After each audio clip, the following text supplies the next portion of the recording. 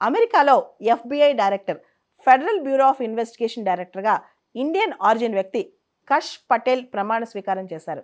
ఆయన భగవద్గీత మీద ప్రమాణ స్వీకారం చేశారు. ఆయన అపాయింట్మెంట్ అమెరికన్ సెనేట్ కన్ఫర్మ్ చేసింది. అమెరికన్ సెనేట్లో 51-49 2 ఓట్ల ఆధిక్యంతో ఈయన అపాయింట్మెంట్ కన్ఫర్మ్ అయిందనమాట. డొనాల్డ్ ట్రంప్కి ఈయనంటే చాలా ఇష్టం కష్ పటేల్ అంటే. కష్ పటేల్ చాలా స్ట్రాంగ్ వ్యక్తి, ఈయన చాలా కఠినంగా పనిచేస్తారని చెప్పి డొనాల్డ్ ట్రంప్ కష్ పటేల్ని ప్రైజ్ చేశారు. గతంలో కష్ పటేల్ ఎఫ్బిఐ మీద, ఫెడరల్ బ్యూరో ఆఫ్ ఇన్వెస్టిగేషన్ మీద చాలా విమర్శలు చేశారనమాట.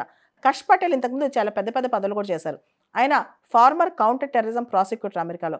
అదేవిధంగా ఆయన అమెరికన్ డిఫెన్స్ సెక్రటరీకి చీఫ్ ఆఫ్ స్టాఫ్గా కూడా పనిచేశారనమాట.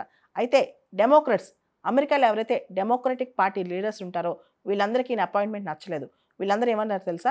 ఎఫ్బిఐ యొక్క ఇండిపెండెన్స్ దెబ్బతింటుంది, స్వతంత్రత దెబ్బతింటుంది, ఇతను డొనాల్డ్ ట్రంప్ ఎలా చెప్తే అలా వింటాడు, ఇతని లీడర్షిప్లో ఎఫ్బిఐ అసలు బాగుపడుద్దా అనేది పెద్ద క్వశ్చన్ అనమాట. జనరల్గా FBI, federal bureau of investigation డైరెక్టర్గా అపాయింట్ అయితే ఆ ఆఫీస్ స్వతంత్రత కోసం, ఆ ఇన్స్టిట్యూషన్ స్వతంత్రత కోసం దాదాపు 10 సంవత్సరాలు ఆ డైరెక్టర్ని కంటిన్యూ చేస్తారనమాట. సో కష్ పటేల్ నిజంగా నిష్పక్షపాతంగా నిర్ణయాలు తీసుకోగలడా? ఎందుకంటే డొనాల్డ్ ట్రంప్కి చాలా ఫేవర్ చేశాడు ఇంతకుముందు ఈయనమాట. అసలు ఈ ఎఫ్బిఐ ఏంటో మనం తెలుసుకోవాలి. అమెరికాలో ఎఫ్బిఐ అనేది చాలా ఇంపార్టెంట్ ఆర్గనైజేషన్ అనమాట.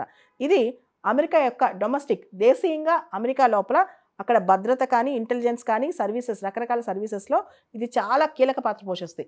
ఎఫ్బిఐ అనేది ఎక్స్టర్నల్ ఇంటెలిజెన్స్ ఏజెన్సీ కాదు, ఇంటర్నల్ ఇంటెలిజెన్స్ ఏజెన్సీ అనమాట. అంతర్గతంగా చూస్తుంది. మనకు తెలుసు ఎక్స్టర్నల్ ఇంటెలిజెన్స్ ఏజెన్సీ అమెరికాకి సిఐఏ. సిఐఏకి ఎఫ్బిఐకి కన్ఫ్యూజ్ అవ్వద్దు. అమెరికాలో ఎక్స్టర్నల్ ఇంటెలిజెన్స్ ఏజెన్సీ సిఐఏ. అదేవిధంగా ఇండియాలో ఎక్స్టర్నల్ ఇంటెలిజెన్స్ ఏజెన్సీ రా అనమాట. రష్యాలో కేజీబీ. ఇప్పుడు రష్యా దాని పేరుని ఫారెన్ ఇంటెలిజెన్స్ ఏజెన్సీ అంటున్నారు, కేజీబీ అనట్లేదు అనమాట. తర్వాత ఇజ్రాయెల్లో మొసాద్. ఇవన్నీ కూడా ఎక్స్టర్నల్ ఇంటెలిజెన్స్ ఏజెన్సీస్. అయితే అమెరికాలో ఎఫ్బిఐ ఏదైతే ఉందో దాన్ని మనం ఇంటర్నల్గా, అమెరికా ఇంటర్నల్గా domestic intelligence and security agency అనొచ్చు అనమాట. తర్వాత కష్ పటేల్ గురించి ప్రముఖంగా మనం చెప్పుకోవాలంటే కష్ పటేల్ ఇండియన్ ఆరిజిన్. కష్ పటేల్ పేరెంట్స్ ఎవరైతే ఉన్నారో వాళ్ళు గుజరాతీ మైగ్రెంట్స్ అనమాట, ఇమిగ్రెంట్స్ అమెరికాకి. తర్వాత కష్ పటేల్తో పాటు చాలామంది ఇండియన్స్ ఇప్పుడు అమెరికన్ పొలిటికల్ అండ్ ఇంటెలిజెన్స్ సర్కిల్స్లో కీలక పాత్రలు పోషిస్తున్నారు. ముఖ్యంగా మనకు తెలుసు vice president of America JD Vance, ఆయన భార్య ఉషా, తనది తెలుగు ఆరిజిన్ అనమాట. అదేవిధంగా వివేక్ రామస్వామి, ఈయన కూడా చాలా కీలక పాత్ర పోషిస్తున్నారు అమెరికన్ గవర్నెన్స్లో. తులసి గబ్బార్డ్, ఈవిడ అమెరికన్ నేషనల్ ఇంటెలిజెన్స్ డైరెక్టర్ అనమాట. అండ్ కమలా హారిస్ గురించి మనకు తెలుసు, ఆవిడ అమెరికా ప్రెసిడెంట్గా కంటెస్ట్ చేసి రీసెంట్గా ఓడిపోయారు, కానీ కీలక పాత్ర అనమాట. సో చాలామంది భారతీయులు ఇప్పుడు అమెరికాలో, అంటే సాఫ్ట్ డయాస్పోరా, ఎవరైతే మన డయాస్పోరా ఉన్నారో వాళ్ళు పొలిటికల్ సర్కిల్స్లో కూడా అమెరికాలో ఇప్పుడు చాలా కీలక పాత్ర పోషిస్తున్నారు.